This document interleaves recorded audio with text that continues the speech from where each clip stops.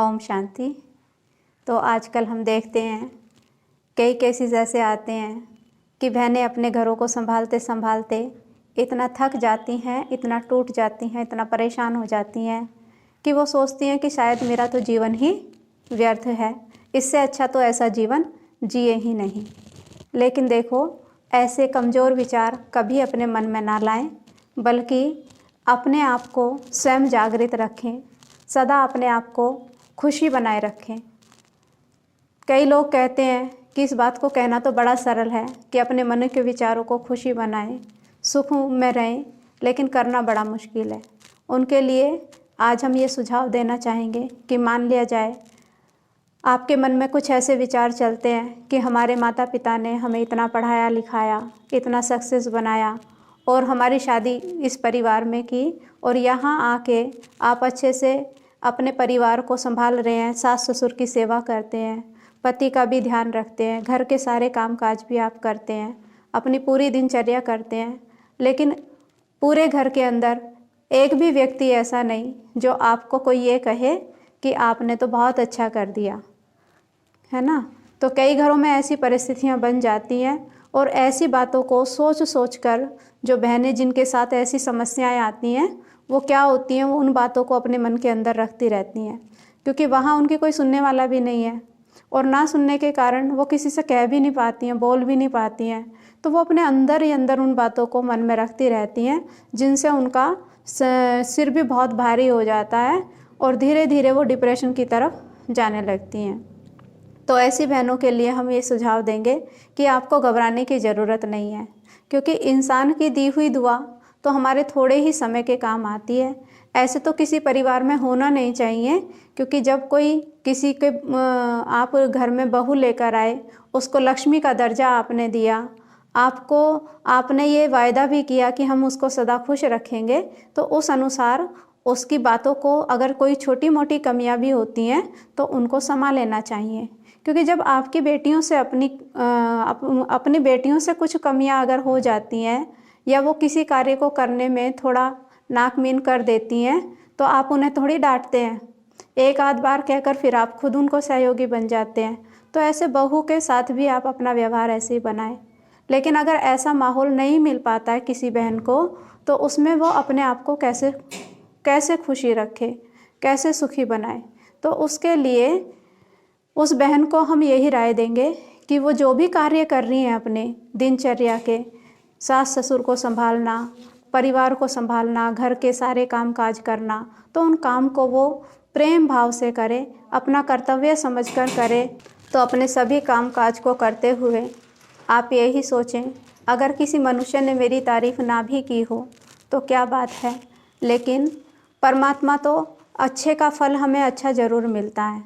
और जो भी काम आपने घर के दिनचर्या के व्यवस्थित ढंग से करे हैं, तो उस कार्य को आप जब आपको टाइम मिले, जब आपको फुर्सत मिले, तो कोई मान लिया जाए आपने किचन को सिमेटा और बहुत अच्छे से सिमेट के सब कुछ रख दिया है, उसके बाद आप 1 मिनट के लिए आराम से बैठ जाएं और बैठकर उस एक एक चीज़ को देखें, मैंने कैसे कैसे सफाई की है और कितना सुंदर लग रहा है। वो सारी छोटी छोटी बातों को आप अपने मन में लेकर आएँ, कैसे मैंने घर को व्यवस्थित करा है। और कोई अगर आपको तारीफ़ ना भी करे तो आप अपनी तारीफ़ खुद करें और अपनी पीठ को खुद ही थपथपाएं, वाह भाई वाह, बहुत अच्छे, तुमने घर को बड़े अच्छे से मेंटेन करके रखा है। आप देखेंगे कि जैसे ही आप ये शब्द अपने लिए बोलेंगे तो आपके अंदर एक पॉजिटिव एनर्जी का संचार होगा, जिससे आपके चेहरे की खुशी बढ़ जाएगी, चमक बढ़ जाएगा। ऐसे ही हम देखते हैं कि भाई लोग भी होते हैं और कई भाई लोग बाहर धंधा धोरी पर जाते हैं। पूरे दिन की दिनचर्या के अंदर ऑफिस में या जहाँ भी वो काम धंधा करते हैं, कितने लोगों को उन्हें फेस करना होता है, और जितने लोगों को हम मिलते हैं, फेस करते हैं, तो सभी के स्वभाव संस्कार अलग होते हैं। कोई सरल स्वभाव के होते हैं तो कोई कटु स्वभाव के भी होते हैं, कोई नम्र के होते हैं तो कोई कड़े संस्कार के भी होते हैं। तो ऐसे भिन्न भिन्न तरह के लोगों से मिलकर व्यक्ति पूरे दिन में कई लोग बड़ा थक भी जाते हैं, और साथ में वो घर में ऐसे में घर वापस जब पहुंचते हैं और घर में आकर के भी उनको विपरीत ही प्रभाव मिले या घर में कलह कलेश का माहौल मिले, उधर माँ अपनी परेशानियाँ सुनाने लगे कि आज बहू ने ऐसा किया, वैसा किया, कैसा किया, और उधर से बीवी भी उसको सुनाए कि आज तुम्हारी मम्मी ने ऐसा बोला, बहन ने ऐसा बोला, उन्होंने ऐसा किया, तो उस बेचारे को क्या होगा? वो तो बहुत डिप्रेशन में आ जाएगा, उसकी तो और ही समस्याएं बढ़ जाएंगी।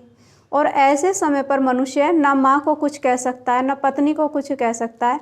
आप सोचो उस समय उसके माइंड पर क्या प्रभाव पड़ता होगा। तो ऐसे माहौल को लाइट करने के लिए आपसी संबंधों को बनाकर रखें और एक दूसरे को समझें। और एकदम कोई व्यक्ति कहीं से भी अगर आ रहा है तो हमें उसे एकदम नेगेटिविटी नहीं देनी है। अगर आप अपने घर के माहौल को शांति में बनाना चाहते हैं, खुशहाल बनाना चाहते हैं, तो उसके लिए आपको थोड़ा सा पेशेंस रखना पड़ेगा, थोड़ा सा नम्र बनना पड़ेगा।